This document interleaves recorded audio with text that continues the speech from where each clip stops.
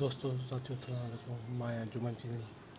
उम्मीद त ख़ुशि हूंदा ऐं मुंहिंजे चैनल यूट्यूब खे ॾिसंदा रहो ऐं तव्हांखे हर दफ़े सुठनि अदीबनि जे सुठनि किताबनि ते तबसरा ऐं कुझु रिसालनि बाबति मालूमात ॾींदो रहंदुसि। अॼु असां कुझु ॿिनि किताबनि जो जेको आहे सो ॻाल्हि रखंदासीं। इहे ॿई किताब असांजे सिंध जे सुठनि अदीबनि साईं मोहम्मद अली पठान ऐं रोशन तुनियो जंहिंजा सिंधी में किताब आहिनि। सिंधीअ में ही रोशन तुनियो जो किताबु जेको सिंधीअ में आहे मंछूर ॿुॾियो, उन में असांजे नसीराबाद जे दोस्त नंगर चंदा जेको सिंधीअ मां उर्दू में तर्जुमो कयो, ॾाढो बहितरीनु ऐं सुठे नमूने सां तर्जुमो थियल आहे, जेको पढ़ण वटा आहे। हिन में काई कहाणियूं आहिनि जेके तमामु बहितर नमूने सां जेको आहे तर्जुमो थियल आहिनि ऐं सुठे मौज़ूअ ते कहाणियूं आहिनि, जंहिंमें असांजे दोस्त नंगर चंदा इलाही किताब आहिनि जंहिंखे मां बाद में जेको आहे सो तव्हां ॼाणो मुकमल उनजे किताबनि ते तबसरा ऐं किताब रखंदुसि जेके केतिरा उन तर्जुमा कया आहिनि।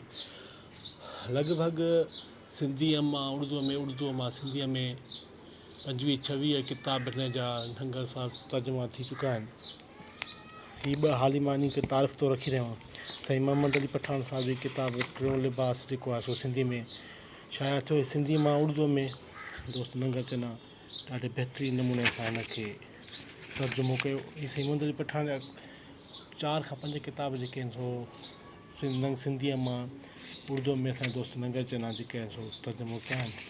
ॿियो मुख़्तसिर कहाणियुनि जो बि हिन जो आहे साईंअ जो, उहे बि हिन तर्जुमा कया आहिनि। असांजो दोस्त नंगर चंदा जेको आहे सो पाण बि जल्दन क़रीब यूट्यूब ते ईंदो, पंहिंजो चैनल हलाईंदो, तयारी में आहे।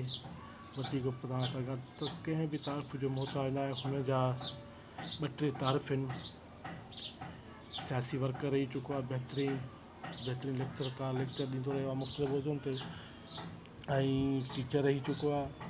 ऐं इन खां अलावा जेको आहे सो हिते नसीराबाद तर्जुमे निगाह सॼी सिंध में तर्जुमे खां इलाही सुञातो वञे थो।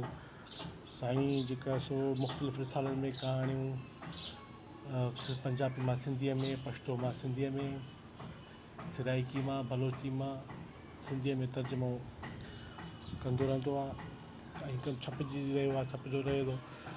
पंहिंजो तारीफ़ मुकमल रखंदो ऐं मां ही कुझु शयूं जेके आहिनि सो तारीफ़ी तौरु हाली हुन जूं रखियूं आहिनि। हिन जा 26 किताब तव्हां ॼाणो मां रखंदुसि जल्दी वेझो ई। तव्हां दोस्तनि खे गुज़ारिश आहे त हिन खे नंगर चंदा खे उनजे किताबनि खे पढ़ो, राय ॾियो। हुनजो नंबर बि आहे, हुनजी सपोर्ट थींदी। उहो पंहिंजो चैनल बि आणण वारो आहे, जल्दी अचे थो, तयारियुनि में आहे। ही ॾाढा बहितरीनु जेके मौज़ू ते रोशन तुनियो असांजे नसीराबाद शहर जे वॻण जे भरिसां यारो देरो आहे, उतां जो रवासी आहे, मरहूम फोत थी चुका आहिनि, जो किताबुनि जे पोयनि पुटनि छपिरायो आहे। साईं मोहम्मद अली पठान लाड़काने में रहंदो, लेक्चरार आहे ऐं हिन महिल साईं उहो कराची में शिफ्ट थी वियो आहे, कराची में रहे थो पियो। हुनजे तारीफ़ जो सॼी सिंध खे ख़बर आहे। साईं मोहम्मद अली पठान उनजा ड्रामा बि सिंध जे चैनल ते हलनि था पिया, ॾाढा बहितरीनु। उमेद तव्हां हिन जी सपोर्ट कंदा। थैंक यू, वॾी महिरबानी।